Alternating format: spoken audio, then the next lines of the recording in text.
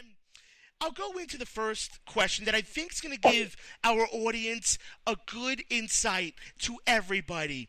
Normal, can I ask you first, brother? Then we'll go to Rich, then to Harper, then to Portia. And Lady Heather, whenever you want to jump in. Guys, where are you all from? What part of the world are you from?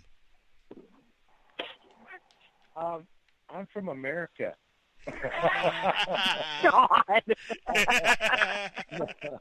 No, actually, I'm originally from the Ozarks.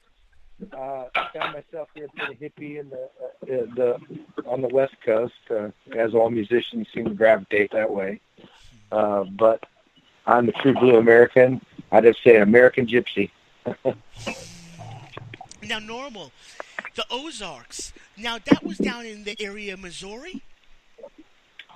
Yeah, right down the Missouri-Arkansas borders where I actually started off, and that's a whole story in its own there. We were one of the only rock and roll groups in that area, predominantly country, and we would play, and people would just come from everywhere, and it would cause county disasters, among other things.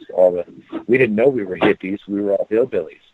But it was quite this scene. You had bikers all mixed in with it, and it was fun.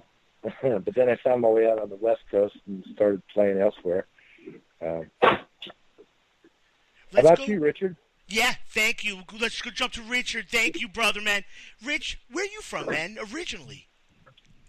Originally, Nick, I'm from the East Coast. Spent a lot of time up and down the coastline.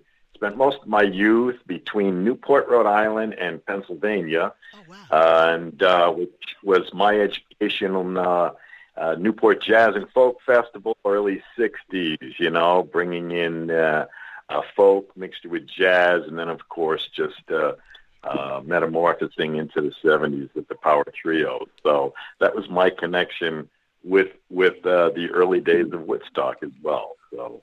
Wow. Yeah. And Richard, Rich, how would you like me to refer to you, sir?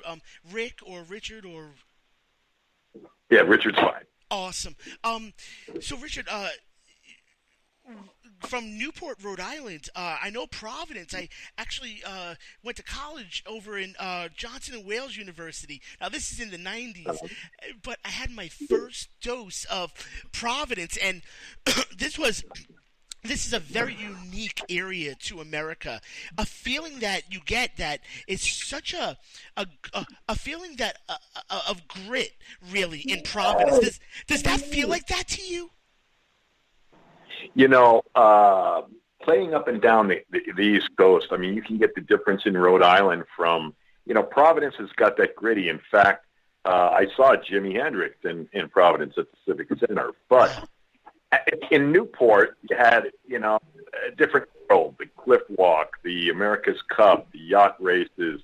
But most of all, my influence was, once again, the Newport Jazz and Folk Festival, Wow. Which just, as a young teenager, as a young lad, watching Bob Dylan, Arlo Guthrie, Joan Baez, and then up next is Johnny Cash, and then Blood, Sweat, and Tears, and Sly and the Family Stone. It was the introduction to a whole new world for me. But no matter where you go in any state, I think you're going to find grit, you're going to find ritzy, just keep on driving in the next city. You'll find something new. and Richard, I should say, Normal is a guitarist, a vocalist, a songwriter. Richard, you are a drummer, an incredible drummer who's played with some of the most legendary acts. And just to say, the Greg Allman Band, I believe I had witnessed there, and we also have a solo that you did over at the Portland Waterfront Fest that we're going to play later on for the audience.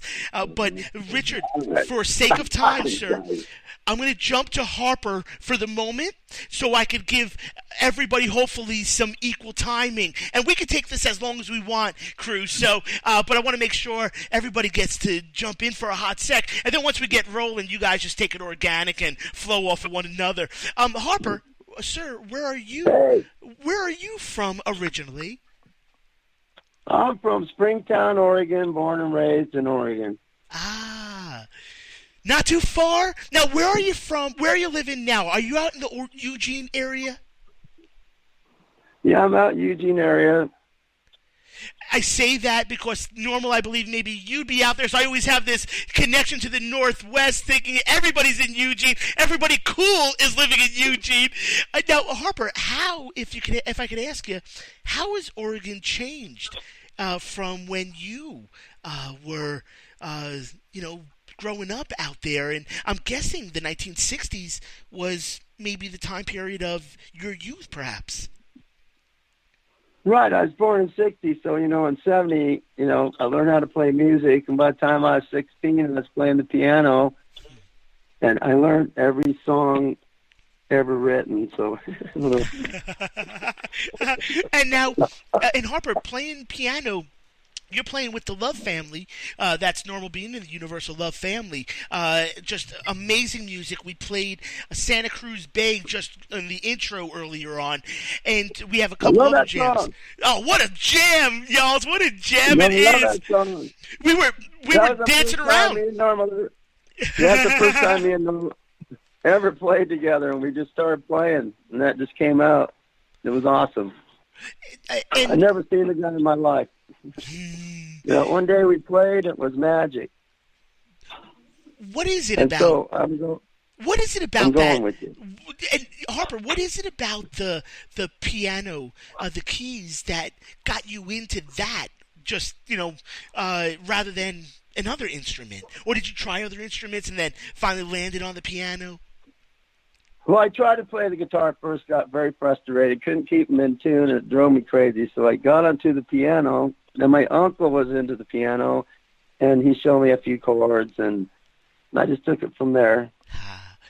Way to go. And now, Harper, we're going to come on back to you. Going to jump over Right. for a moment to Miss Portia.